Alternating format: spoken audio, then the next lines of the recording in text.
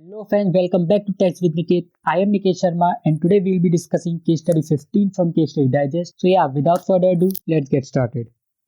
First we'll see the MCQs of case study 15. So yeah, देखते हैं हमसे क्या पूछा हुआ है MCQ में. For assessment 21-22 मिस्टर इन्वेस्टर का बताना है रेसिडेंशियल स्टेटस. ठीक है, देख लेते हैं हम लोग हमें क्या क्या दिया हुआ है इसमें. ओके, तो मैं इन्वेस्टर के बारे में जो इसमें काम की चीज़ है जो रेसिडेंशियल स्टेटस है मैं बस वही बताऊंगा. बाकी क्योंकि हमें टाइम भी कम लगेगा उससे, बाकी फालतू चीज़ पढ़ने से टाइम वेस्ट होगा. तो देखते हैं काम की चीज़ हमें क्या क्या बताया हुआ है. ठीक है, मिस्टर इन्वेस्टर जो है इंडियन सिटीजन है, 46 ईयर्स का है. ठीक है, पैसिव इनकम इंडिया की है. ठीक है, हैबिचुअली रिसाइड इस कंट्री है बट विजिट करता है. ठीक है, विजिट करता है हमारा इंडिया में एवरी ईयर. और यहाँ पे नीचे हमें एक और चीज़ दी हुई है. हाँ, और यहाँ पर हाँ, मिस्टर इन्वेस्टर पे करता है 10,000 म्यूनिसिपल टैक्स का. ओके, इसका कोई काम नहीं है. मार्च 20 और during his stay in India, इसका जो स्टे इंडिया में रहा है 4 दिसंबर से 31 मई तक रहा हुआ है. तो हम 4 दिसंबर से 31 मार्च तक देखेंगे. तो इसका अगर आप देखेंगे तो यहाँ पे इसका आ जाता है 118 डेज आ जाएगा, 118 दिन आ जाएंगे. क्योंकि ये एक तो इंडिया का सिटीजन है ये पहले से, तो इसके में हमारी वाली कंडीशन लग जाएगी, विजिट टू इंडिया वाली कंडीशन लग जाएगी. और विजिट टू इंडिया में हमारे दो आते हैं कि 15 लाख से कम ज़्यादा है, लेकिन उसमें भी बेयर वाला देखिएगा, बेयर मिनिमम जो है हमारा 120 डेज तो होना ही चाहिए. 120 डेज से ऊपर बनेगा 182 डेज तक तो हमारा आर एनआर बन जाएगा, डिपेंड होगा 15 लाख से ज़्यादा है यानी. लेकिन 120 से कम है तो डेफिनेटली हमारा एनआर ही बनता है. तो क्योंकि इसका 120 से कम है तो ये हमारा एनआर बन जाएगा, नो डाउट अबाउट इट. तो इसका हम आंसर लगा देते हैं, एनआर होगा. तो या इसका आंसर हो जाता है हमारा सी एन आर. अब हम नेक्स्ट एमसीक्यू देखते हैं. नेक्स्ट हमसे क्या पूछा, डिविडेंड इनकम मिस्टर इन्वेस्टर की वुड बी, हमसे टैक्सेबिलिटी पूछी है. तो हम पहले पढ़ लेते हैं हमें केस स्टडी में क्या दिया हुआ है. या हम देख लेते हैं, हमें यहाँ पे बताया हुआ है उसकी अदर इनकम के बारे में बताया हुआ है. दिसंबर 20 में डिविडेंड इनकम होती है उसको 10,10,000 ग्रॉस की. ठीक है, receivable by mister investor from Indian company से हुआ है. पहली बात ये आईएनआर में हुआ. Such dividend was received by mister investor after deduction of TDS. ठीक है, आप देख सकते हैं जो हमारा डिविडेंड रिसीव हुआ है, आप देख सकते हैं ये इसने जो शेयर जो परचेज करे थे वो आईएनआर में परचेज करे थे इसने. ठीक है, अब मैं क्यों फोकस कर रहा हूँ इस पर, क्योंकि हम देख सकते हैं हमारा डिविडेंड देखो अब जगह पे टैक्सेबल हो सकता है. इसके लिए दो जगह पर है, या तो इसका 115A में जाएगा या फिर इसका चैप्टर 12A में जाएगा. ऑल दो दोनों जगह आप देखिए, दोनों जगह पे 20% रेट है, बट इसके दो चांसेस है दोनों जगह पे जाने के. बट क्योंकि इसका इसने आईएनआर में परचेज करा है, इसका कन्वर्टिबल फॉरेक्स में इसने नहीं लिया है, तो इसका जो हमारा जो 12A वाला जो है वो तो चीज़ हमारी लगेगी नहीं, 115 लग जाएगा, उस पर हमारा 20% लग जाएगा, प्लस जो हमारा सेस वगैरह जो भी होगा वो इसके लग जाएगा अकॉर्डिंगली. तो आप देख सकते हैं यहाँ पे हमारा आंसर आ जाता है ए आ जाएगा 20% प्लस हायर एजुकेशन शेयर हमारा 4%. ठीक है, हम नेक्स्ट पे देखते हैं हमसे क्या पूछा हुआ है. टैक्सेबिलिटी ऑफ कैपिटल गेन पूछा, sale of shares by mister investor during 2021 under regular provision. ठीक है, टैक्सेबिलिटी पूछी. अब हम देख लेते हैं यहाँ पे हमें क्या दिया हुआ है. यहाँ पे आप देख सकते हैं हमें दिया होगा मिस्टर इन्वेस्टर ने सोल्ड करा एसटीटी पे लिस्टेड शेयर है हमारे. ठीक है, अमाउंटेड टू 3 लाख से सब्सक्राइब इन कन्वर्टेबल यूएस. ठीक है, 15/9 को. ठीक है, एलटीसीजी लग जाएगा. आप देख सकते हैं यहाँ पर 2 लाख के करते परचेज. ठीक है, 10,000 की ब्रोकरेज पे करी है और एफएमबी में दी हुई है, क्योंकि 31/1/18 से पहले का पे का, तो एफएमबी में दी हुई है यहाँ पर 1,80,000 की. तो हमें इसमें यहाँ पे एक्चुअली कैलकुलेशन तो हमें करनी नहीं है, हमें यहाँ पे बस टैक्सेबिलिटी का पूछा हुआ है. तो आप देख सकते हैं यहाँ पे हमारा क्या होगा, ये जो हमारा दिया without index section brokerage is available for deduction. Okay, with index section brokerage allowable. ठीक है, without indexation brokerage normal rate पे और ब्रोकरेज अलाउेबल. ठीक है, और नन ऑफ द अबव.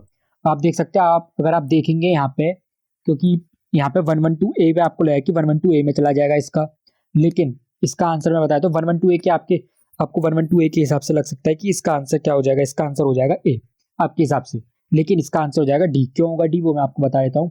क्योंकि हमें यहाँ पे देखो, यहाँ पे क्या हुआ, हमें नॉर्मली बताया कि आपको अंडर रेगुलर प्रोविजन बताना है क्या है, हमें ये नहीं बताया कि हमें चैप्टर 12 में लिया है नहीं लिया है, कैसे क्या सीन है.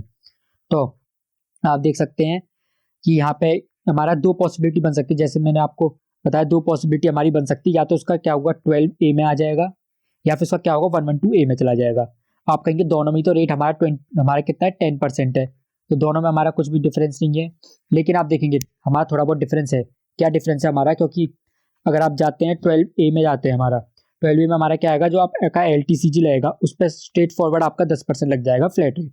लेकिन आप 112A में जाते हैं, 112A में क्या होगा, आप एलटीसीजी उस पर भी आपका कहते हैं कितना लगेगा, 10% लग जाएगा। बट आपका क्या होगा, यहाँ पे 1 लाख का आपको माइनस होगा, तो उससे क्या होगा, आपकी टैक्स अमाउंट पे डिफरेंस आ जाएगा। तो इसलिए हमारा आंसर हो जाएगा डी, क्योंकि इसमें से किसी में भी ऐसा कुछ नहीं लिखा हुआ है। अब नेक्स्ट पढ़ते हैं। नेक्स्ट में क्या है, डोनेशन टू PMRF और PM डॉट रिलीफ फंड। तो मिस्टर इन्वेस्टर को कितना इसका डिडक्शन मिलेगा, तो इसको पहले देख लेते हैं हमें क्वेश्चन में क्या दिया हुआ है। यहाँ पे लिखा हुआ है mister investor paid 5,000 by way of donation account पे चेक टू PMNRF और 10,000 पे करा है PM डॉट रिलीफ फंड को। अगर आपको थोड़ा यहाँ पे कंफ्यूज हो सकता है कि यहाँ पे अकाउंट पे ही चेक है और यहाँ पे आप देख सकते हैं क्रॉस चेक है, लेकिन मैं आपको बताता हूँ 80G है। 80G में कुछ नहीं लिखा हुआ है। जैसे हम नॉर्मली क्या होता है, जो हमारा क्रॉस चेक को हम नहीं मानते हैं कि बैंकिंग चैनल वाला, तो इसमें 80G वाले में उन्होंने सीधे लिखा हुआ है, यहाँ पे अदर देन कैश लिखा हुआ है। अदर देन कैश कैसे भी क्रॉस चेक हो तब भी चल जाएगा, तो अदर देन कैश है तो दोनों हमारे अलाउ हो जाएंगे। बट अब बताए किस पे 100 मिलेगा, किस पे 50 मिलेगा। तो ये तो देखो, आपको अगर IPC का थोड़ा बहुत याद हो, इतना डिटेल में तो फाइनल में पढ़ते रहेंगे, लेकिन जो हमारा PMNRF है इस पे तो हमारा 100% मिल जाता है। और ड्रॉट रिलीफ फंड है, इसमें जो हमारे 50% में 3 4 आते हैं आई थिंक, तब मुझे याद है 4 है, हो सकता है बढ़ गए हो तो पता नहीं, मुझे IPC का याद है उसमें 4 थे। तो उसमें एक ड्रॉट रिलीफ फंड भी था, तो आप देख सकते हैं उसमें 10,000 का आधा मिलता है, हमारा 50% मिलता है। तो इसका हमारा क्या होगा, 5,000 तो PMNRF का, 5,000 हमें ड्रॉट रिलीफ का मिल जाएगा। तो हमारा इसमें टोटल कितना हो जाएगा, आंसर हो जाएगा हमारा C 10,000 का। ठीक है, अब नेक्स्ट हम देखते हैं हमारा नेक्स्ट में हमसे क्या पूछा हुआ है। Are the gift received by mister investor taxable in the hands under income tax act. ठीक है, सबसे पहले इसमें गिफ्ट्स की बात करें तो हम पहले ऊपर पढ़ लेते हैं। ऊपर हमें MCQ में क्या दिया हुआ है। ठीक है, ऊपर हमें इससे रिलेटेड हमें दिया हुआ, मिस्टर इन्वेस्टर को रिसीव होते foreign currency equivalent to 60,000 friend से रिसीव होती है, रेसिडेंट है, and the same is paid by such resident from his bank account country A, और रिसीव्ड बाय होता है कंट्री ए की बैंक पर रिसीव होता है। और उसके फ्रेंड ने और क्या करा हुआ है, उसके फ्रेंड ने क्या है, एक गिफ्ट वर्क ऑफ आर्ट भी गिफ्ट करा हुआ है, कंट्री ए में गिफ्ट करा था उसको। ठीक है, जिसकी फेयर मार्केट वैल्यू 2 लाख है। अब आप क्या देखेंगे, यहाँ पे आपको लग जाएगा 56 to 10, आप कहेंगे इसके 56 to 10 एनी परसेंट पे लग जाता है, तो उसमें हमारा 50,000 से ज्यादा ही है, हमारी 2 लाख तो 50,000 भी लग जाएगा। ऊपर से हमें जो कैश मिला हुआ है, और क्योंकि फ्रेंड तो हमारा वैसे भी नहीं आता, तो फ्रेंड पे तो लगेगा ट्रांजेक्शन पे 56 to 10, ऊपर से ये भी हमारा 60,000 तो हमारा पूरा हो जाएगा। तो आपको लगेगा कि 2,60,000 आ जाना चाहिए इसका आंसर। तो आप यहाँ पे देखेंगे 2,60,000 क्या दिया हुआ है, और आप झट से आंसर क्या लगा देंगे, इसका आंसर आप लगा देंगे ए। पर मैं बता दूं इसका आंसर ए नहीं लगेगा। आंसर क्यों नहीं लगेगा ए, आप देख लेते हैं अब हम। क्योंकि सबसे पहले तो फ्रेंड तो आप देख सकते हैं पहले हमें आता ही नहीं है, पहले बात तो फ्रेंड का जो ट्रांजेक्शन है उस पर हमारा 56 to 10 तो लगेगा रहेगा। लेकिन उस पर हमें एक और चीज ध्यान देनी है। सबसे पहले जो हमारा सेक्शन 5 है, एनआर के केस में तो ये आप रट लो बिल्कुल, सेक्शन 5 तो आपको हर जगह पे लगाना ही लगाना है। आपको 2 चीजें देखनी होती है, तो अक्रू देखनी होती है और रिसीव देखनी होती है। आपको accrue arise deem to accrue या फिर रिसीव और डीम टू रिसीव, आपको यही 2 चीजें होती है जो एनआर के केस में टैक्सेबल होती है। और इसमें आप देख सकते हैं दोनों चीजें जो है, जो 60,000 है और जो उसका जो वर्क ऑफ आर्ट जो 2 लाख का है, वो दोनों ही दोनों उसको बाहर मिले हुए हैं। तो दोनों ही दोनों बाहर मिले हुए हैं, तो ये हमारा कोई भी आपका आपका इन इंडिया तो हमारा कुछ भी नहीं, तो आपका ये कुछ भी नहीं होगा। लेकिन फिर भी इसमें जो है इसका आंसर मैं बताऊं तो इसका आंसर आ जाएगा 60 आएगा। अब इसका आंसर 60 क्यों आएगा, क्योंकि अगर आप देखेंगे सेक्शन 9 आप पढ़ेंगे, सेक्शन 9 में क्या लिखा हुआ है। यहाँ पे आपका सबसे पहले तो सेक्शन 5 आता है। सेक्शन 5 आपका क्या कहता है, सेक्शन 5 में यहाँ पे आपको देखो हर चीज में 2 2 में बांटा हुआ है। सबसे पहले तो एक्रूराइज और deem to accrue arise, receive India, deem to receive in India. ठीक है, सबसे पहले तो ये तो हमें चारों में कहीं हुआ ही नहीं है, हमें एक्रूराइज भी इंडिया में नहीं हुआ है, रिसीव भी इंडिया में नहीं हुआ है। तो ये तो हमारा देखो यहाँ पे सीधे सीधे जो एक्रू हमारा नॉर्मल वाला तो चीज हट जाती है। अब deem to receive, deem to accrue arise, deem to receive में केवल 3 चीजें आती है, उनमें से हमारा ये कुछ है नहीं है।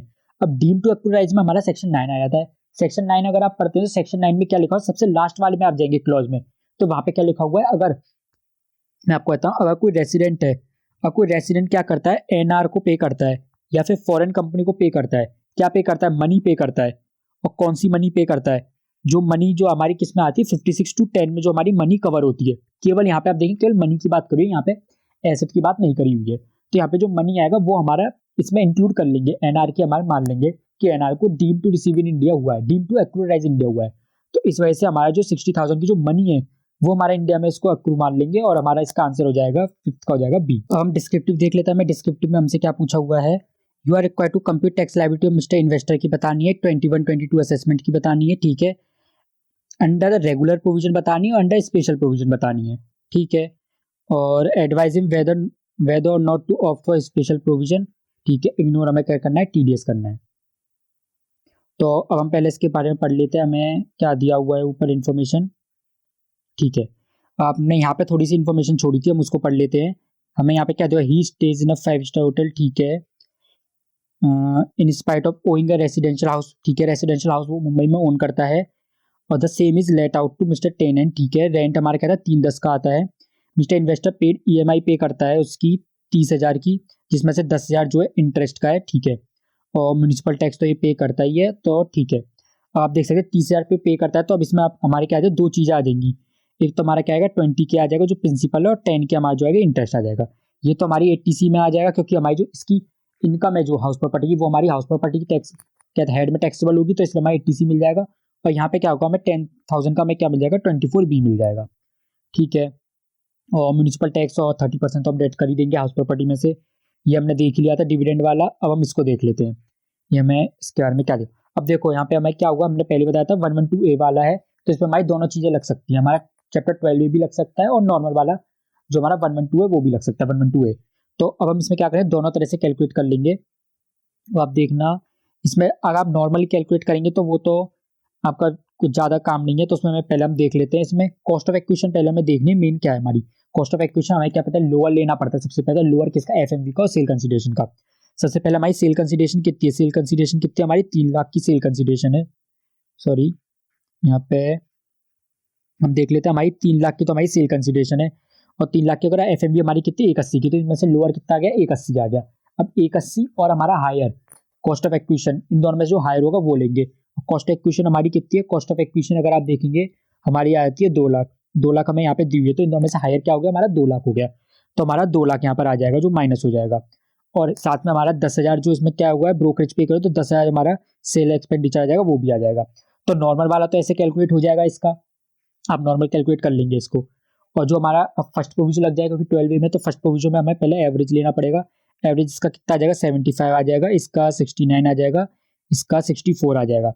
तो अगर आप इसी सब में आप देखेंगे, इन्हीं सब में अगर आप डिवाइड कर देते हैं, इसको आप 75 से डिवाइड कर देना, इसको आप कर देना 64 से डिवाइड, और इसको आप कर देना 75 से डिवाइड। और जो इसका फाइनल आप देखेंगे, फाइनल वाला जो हमारे पास आएगा वो 741.67 हमारे पास हमारा कैप गेन आएगा एलटीसीजी। और उसको आप 74 से कर दे, 74 हमारा क्या है, 74 है हमारा टीटीबीआर। हम लास्ट में क्या करते हैं, कैपिटल को टीटीबीआर से करते हैं, ना कि एवरेज से। TTBR on the date of transaction से हम करते हैं। तो अगर आप इसको अगर आप कर देंगे यहाँ पर, तो आपका आ जाएगा चैप्टर 12 वाला कैप गेन आ जाएगा। ठीक है, अगर हम अब इसके नेक्स्ट देखते क्या है, mister investor had invested in debentures of Indian company amounting 625, such investment out of remittance. ठीक है, रेमिटेंस से करी हुई है। इंटरेस्ट जो इनकम जो है 12% है। मनी बोरो करी थी, और डिवेंचर्स जिसपे क्या था 25,000 की उसको इंटरेस्ट पे करनी पड़ती है। ठीक है, और आप देख सकते हैं यहाँ पे इसने क्या करा हुआ है, यहाँ पे कन्वर्टेबल फॉरेक्स में लिया हुआ है। तो ये भी हमारा 12A और नॉर्मल दोनों में आ जाएगा। अगर आप देखें नॉर्मल में आएगा, तो नॉर्मल में हमारा 115 में 20% लग जाएगा, और 12B में देखें 12B में भी हमारा 20% लग जाएगा। और क्योंकि 12B में तो आप देखेंगे हमें जो है पीजीपी की जो सेक्शन है उसका हमें डिडक्शन नहीं मिलता है, और 115 में भी सीधे ग्रॉस बेस पर टैक्सेबल होती है, उसमें भी कोई डिडक्शन नहीं मिलता है। तो ये जो 25,000 जो है इसका हमें कहीं भी डिडक्शन नहीं मिलेगा दोनों तरह की स्कीम में। ठीक है, और यहाँ पे आप देख सकते हैं, यहाँ पे तो हमें केवल हमने एमसीक्यू में देखा था केवल 60,000 यही टैक्सेबल होगा, और हमारा कुछ टैक्सेबल होगा नहीं। और इसके बाद हम नेक्स्ट देखते हैं, इसका तो हमने देख ही लिया था। यहाँ पर हमने देख लिया था 10,000 का हमें मिल जाएगा, कितना डिडक्शन मिल जाएगा एटीजी में। ठीक है, अब हम देख लेते हैं इसमें हमें आंसर में क्या दिया हुआ है।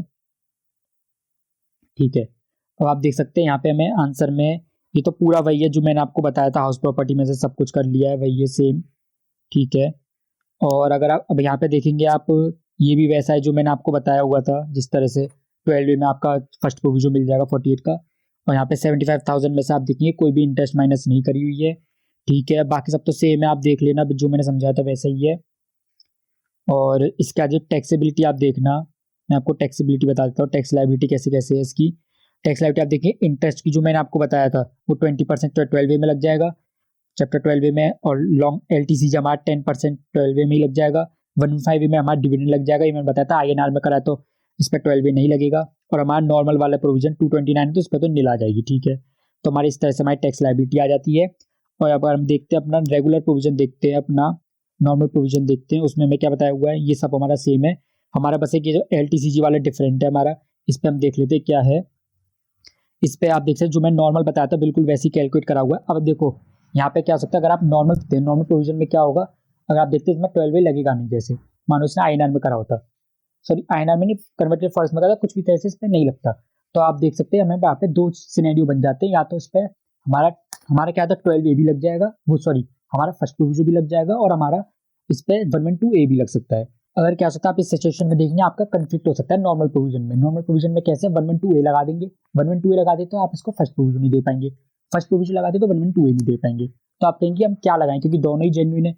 तो अगर जब कभी भी अगर इस तरह का सिचुएशन आती है जिसमें आप देखेंगे इस तरह क्वेश्चन जैसी, जिसमें आप दोनों चीजें लगा सकते हैं, आप 112A भी लगा सकते हैं और अपना फर्स्ट प्रोविजन भी लगा सकते हैं, तो इसमें हमेशा जो 112A है वो प्रिवेल करेगा। ये मैं केवल क्वेश्चंस देख के बता रहा हूँ कि क्वेश्चंस में हमेशा 112A को बताया, इस तरह के लॉ में कहीं नहीं लिखा हुआ है। तो जब भी इस तरह का कंफ्यूजन हो कि हम दोनों लगा सकते हैं क्या चूज करें, तो आप हमेशा 112A सेलेक्ट करना, 112A ही लगाना क्वेश्चन में। ठीक है, अब हम देख लेते हैं यहाँ पे आप देख सकते हैं ये चीज़ तो पूरी 112A में ही लिखी हुई है हमारी। ओके, और अब यहाँ पे हम देख लेते हैं इसकी टैक्सेबिलिटी, आपको देख ली टैक्स इनकम क्या है, टैक्स इसकी टैक्स लाइबिलिटी देख लेते हैं। यहाँ पे हमारा LTCG आ जाएगा, इसमें LTCG क्या हमारा 90,000 का LTCG हुआ था, 1 लाख से कम का है तो हमारा नील हो जाएगा। डिविडेंड इनकम और इंटरेस्ट ऑन डिबेंचर में आपको इसको डिवाइड करके बता देता हूँ, इसमें क्या किस किस तरह से है। आपका डिविडेंड का क्या आएगा, 10,10,000 आ जाएगा, उस पर क्या आएगा, उस पर आपका 20% जाएगा। और आपका इंटरेस्ट कितनी आएगी, इंटरेस्ट आपकी आएगी 75,000 की आ जाएगी, उस पर आपका क्या चला जाएगा, 20% चला जाएगा। आप दोनों को अगर आप सम कर देंगे तो 2,70,000 आ जाएगा। बाकी जो भी इनकम बचेगी वो आपकी 2,30 है, 2.5 लाख से कम है आपकी, तो आपका कुछ भी इस पर टैक्सेबिलिटी नहीं होगी। और आपकी 2,30 कैसे आप देख लेना, इस 14,500 में से क्या करना, आप 90,000 हटा देना और ये अपनी 10,10 और 75,000 हटा दे तो आपकी 2,30 आ जाएगी, आपकी नील हो जाएगी। टैक्स लाइबिलिटी इस तरह से आ गई, ये आपकी टोटल टैक्स लाइबिलिटी आ गई। और इसमें आप देखेंगे बाकी जो नोट्स दिए हैं आप इसको पढ़ लेना, वैसे तो वही है जो मैंने आपको ऊपर बताया हुआ था, बस वही है, कोई भी इसमें एक्स्ट्रा नहीं दिया हुआ है। हम इसका नेक्स्ट डिस्क्रिप्टिव देखते हैं उसमें हमें क्या दिया हुआ है। ठीक है, नेक्स्ट में हमसे क्या पूछा हुआ है यहाँ पर, advise mister investor whether Kingston supply INC and Bombay buying limited associate enterprise है, क्या उन पे TP वाला जो प्रोविजन है वो लगेगा नहीं लगेगा। ठीक है, हम देख लेते हैं क्या दिया हुआ है। मैं ये पैराग्राफ छूट गया तो इसी में सब कुछ दिया हुआ है, देख लेते हैं। मिस्टर इन्वेस्टर होल्ड 26% इन किंगस्टन सप्लाई। ठीक है, तो ये तो इसकी हमारी क्या होगी, AE बन जाएगी, 26% है। ठीक है, for the purpose of expansion उसने एंटर कराया किसे, बॉम्बे बाइंग लिमिटेड से, इंडियन कंपनी है। एज पर 1 क्लॉज जो है ये उसके 5 डायरेक्टर अपॉइंट कर सकती है। ठीक है, और उसमें क्या है टोटल उसके 10 डायरेक्टर ही हैं। तो आप देख सकते हैं यहाँ पे हमने पढ़ा हुआ जो 92 वाला पढ़ा हुआ है उसमें मोर देन हाफ होता है, केवल हाफ नहीं मोर देन हाफ, तो यहाँ पे 5 को कर सकते हैं, मोर देन 5 नहीं कर सकता, तो इसकी वजह से वहां पे तो ये एसोसिएट एंटरप्राइज नहीं बन सकती इसकी। और आगे पढ़ लेते हैं, टोटल परचेज जो बॉम्बे बाइंग की है वो एस्टिमेटेड कितनी है, 500 करोड़ की है, out of which Bombay buying shall purchase 48 crore locally purchase करेगा और बाकी बैलेंस जो है किंगस्टन सप्लाई से परचेज करेगा। ठीक है, और बाकी टर्म्स एंड कंडीशन इस तरह से रहेगी कि entire purchase has been agreed, terms and condition for supply determined by Kingston supply INC जो है वही उसकी कंडीशन सब उसको देखेगा। तो ऊपर से हमने एक और क्या पढ़ा हुआ है, जो परचेज है उसकी 90% से ज़्यादा हो जाती है तो उसका क्या हो जाएगा, हमारा AE मान लेंगे। तो 90 आप देख लेते हैं, 500 सॉरी आप देख सकते हैं 500 तो वो परचेज करता है, उसमें से 48 वो लोकली परचेज करेगा, बाकी इससे किंगस्टन से करेगा। और 500 अगर हम देख लेते तो ये आपका कितना आता है, 90.4% आ जाएगा आपका, 90% से ज़्यादा तो हमारा AE बन जाएगा। तो अब हम देख लेते हैं इससे रिलेटेड आंसर थियोरी का ही दिया हुआ है, इसको हम पढ़ लेते हैं क्या दिया हुआ है हमें। ठीक है, तो आप देखेंगे यहाँ पे तो हमें देखो प्रोविजन की बात करी हुई है और यहाँ पे भी हमें प्रोविजन की बात करी, मेन बात हमें इन दोनों में लिखा हुआ है वो पढ़ लेते हैं। In the present case appoint के लिए हाफ कोई करता है, नॉट मोर देन हाफ, तो हमारा एसोसिएट एंटरप्राइज नहीं बनेगा क्योंकि प्रोविजन में मोर देन हाफ लिखा हुआ है। ठीक है, हम देखते हैं 90% वाला जो प्रोविजन था उसमें क्या है, क्योंकि मोर देन 90% में आपको बताया था कितना बनता है इसका, 90.4% बनता है इसका। तो 90.4% बनता है तो उस हिसाब से 90.4% बनता है इसका, तो 94.4% बनता है, 90% से ज़्यादा है तो हमारा क्या करेगा, would be deem to be associate enterprise under this criterion. ठीक है, तो ये हमारा ये क्वेश्चन हो गया हमारा। ओके राइट, तो फ्रेंड्स अब मैं इसकी अमेंडमेंट्स की अगर बात करता हूँ तो सबसे पहले देखते हैं अमेंडमेंट्स कहाँ आई हुई है। सबसे पहले तो इसमें सेकंड वाले पॉइंट में अमेंडमेंट आई है, यहाँ पे आप देख सकते हैं यहाँ पे अनलिस्टेड शेयर लिख दिया है, पहले यहाँ पे लिस्टेड शेयर हुआ करता था, क्योंकि यहाँ पे अनलिस्टेड शेयर लिख दिया है तो यहाँ पे अब सेक्शन 112 लग जाएगा। जो कि पहले हमारा 112A लगता था, अब ये सेक्शन नहीं लगेगा, अब हमारा 112 लग जाएगा। इसका क्या इफेक्ट आएगा बाद में हम देख लेंगे अभी। और उसके बाद चेंज एक यहाँ पे थर्ड पॉइंट में ये आया हुआ है, यहाँ पे इंडियन पब्लिक कंपनी लिख दिया है, पर इसका कोई इम्पैक्ट नहीं आएगा, कहीं पे भी कोई चेंज नहीं आएगा इसका। क्यों चेंज नहीं आएगा? क्योंकि इंडियन पब्लिक कंपनी का आप जैसा चेंज देंगे तो चैप्टर 12 में आएगा। चैप्टर 12 तब लगेगा जब हमारा वो फॉरेक्स में हमने परचेज करी होगी। पर आप यहाँ पे देख सकते हैं ये इन्होंने क्या कहते हैं, यहाँ पर इंडियन करेंसी में परचेज कराया, तो इसका कोई भी इम्पैक्ट नहीं आएगा। अब आगे देख लेते हैं। हाँ, अब आगे हमारा ये थर्ड वाले एमसीक्यू में चेंज आ जाएगा। थर्ड वाले एमसीक्यू में कैसे चेंज आ जाएगा? क्योंकि पहले हमारा वहाँ पे लिस्टेड लिखा हो उसका 112A के अकॉर्डिंग हम इसका देखते थे आंसर, अब हम इसका 112 के अकॉर्डिंग देखेंगे। अब देखो पहले यहाँ पर आप देख सकते हैं, यहाँ पे हमसे इन्होंने पूछा हुआ रेगुलर प्रोविजन पूछा हुआ, तो हम यहाँ पे चैप्टर 12 तो हम बिल्कुल नहीं लगाएंगे। अब जो नॉर्मल प्रोविजन जैसे हमारा 112A वाले सेक्शन है, तो उसमें से अब क्या होगा, पहले 112A लगाते थे, और 112A में भी हमारा पहले यहाँ पे नन ऑफ द अबव होता था। नन ऑफ द अबव क्यों होता था? क्योंकि हमारा 112A में 1 लाख की पहले हमें डिडक्शन या फिर एग्जाम्पशन मिलती है, उसके बाद हमारा 10% लगता है। तो ऐसा कोई भी हमारा इसमें किसी भी पॉइंट में नहीं लिखा हुआ था, तो इसलिए हमें इसमें नन ऑफ द अबव लगता था। लेकिन अब क्योंकि डी पॉइंट में आप देखोगे अब हमारा 112 लग गया है, तो डी पॉइंट वाला हमारा आंसर सही हो जाएगा। क्यों हो जाएगा? क्योंकि यहाँ पे हमारा 112 में 20% लगता है with indexation, brokerage allowable at deduction, तो हमारा उसका आंसर हो जाएगा डी। अब हम देखते हैं इसके डिस्क्रिप्टिव वाले क्वेश्चन में भी चेंज आ जाएगा। उसमें 6th वाले क्वेश्चन में क्या चेंज आएगा आंसर में? इसका जो फर्स्ट वाला पार्ट है आप देखेंगे जो अंडर चैप्टर 12 है, इसमें तो कोई भी चेंज नहीं आएगा। लेकिन अब इसका कहाँ पे चेंज आ जाएगा? आप देखोगे जो इसका रेगुलर प्रोविजन वाला है, जो रेगुलर प्रोविजन के अंदर हम कैलकुलेशन करते हैं उसमें थोड़ा चेंज आएगा। क्या आ जाएगा? सबसे पहले तो ये कोई भी ऐसा चेंज है नहीं। पहले यहाँ पे आप देखोगे जो कॉस्ट ऑफ एक्विजिशन है, पहले हम इसका 112A के अकॉर्डिंग निकालते थे, जो हमारा लो और हायर वाला करके आता था। लेकिन हम सेक्शन 112 के अकॉर्डिंग निकालेंगे। ऑल्दो जिसको हमारा जो कॉस्ट ऑफ एक्विजिशन है उसमें भी 2 लाख आती थी, इसमें भी 2 लाख आएगी, पर यहाँ पे बस एक ही चेंज है, मैं बता रहा हूँ आपको। और इसके बाद नेक्स्ट चेंज अगर हम देखते हैं तो यहाँ पे आप देख सकते हैं पहले हमारा क्या होता था, 1 लाख तक की हमें 112 में एग्जाम्पशन मिलती थी, तो क्योंकि हमारा 90,000 का कैप गेन था तो 1 लाख तक की एग्जाम्पशन थी, तो यहाँ पे हमारा क्या हो जाता है, ये नील हो जाता था। पहले क्या था, नील हो जाता था। लेकिन अब क्योंकि हमारा 112 लगा है तो सीधे हमारा 10% यहाँ पे हमारा लग जाएगा। और इसमें हमारा 10% ही क्यों लगा है? क्योंकि आप देखो 112 पे 20% लेता है, पर यहाँ पे 10% क्यों लगा है? क्योंकि 112 पे हमें दिया हुआ कि अगर एनआर होता है उसको अनलिस्टेड सिक्योरिटीज़ का लॉन्ग टर्म कैपिटल गेन होता है, तो उस पर हमारा 10% लगता है। तो आप देखोगे क्योंकि ये हमारा एनआर है, इस पर हमारा एलटीसीजी हुआ है, साथ में हमारा अनलिस्टेड सिक्योरिटी के साथ हुआ है, क्योंकि अब इसका अनलिस्टेड लिख दिया है, तो हमारा 10% लग जाएगा इंस्टीट्यूट ऑफ 20%। उसके बाद हम देखते हैं तो बाकी का तो ये हमारा सेम ही है। यहाँ पे 20% 115A में दिया हुआ 20%, तो हमारा 270 हो जाएगा। उसके बाद जो 230 के उस पर तो नील हो जाएगा क्योंकि 2.5 लाख से कम है, तो हमारा ये 226 हो जाएगा। और इसका हमारा फाइनल आंसर हो जाएगा 2,35,040। ये हमारा इसका जो चेंज था वो हमारा केवल यही चेंज था। So yeah friend, that brings us to the end of this video. If you have any doubt regarding this case study or in paper 6 in general, just drop a comment, I reply to you for sure. If you have a little extra time, you can join our Telegram channel. I post regularly MCQs there, and you can also discuss with me your queries. So if you like this video, hit the like button. To appreciate my efforts, hit the subscribe button. We'll meet in the next video with next case study. Till then, take care and bye bye.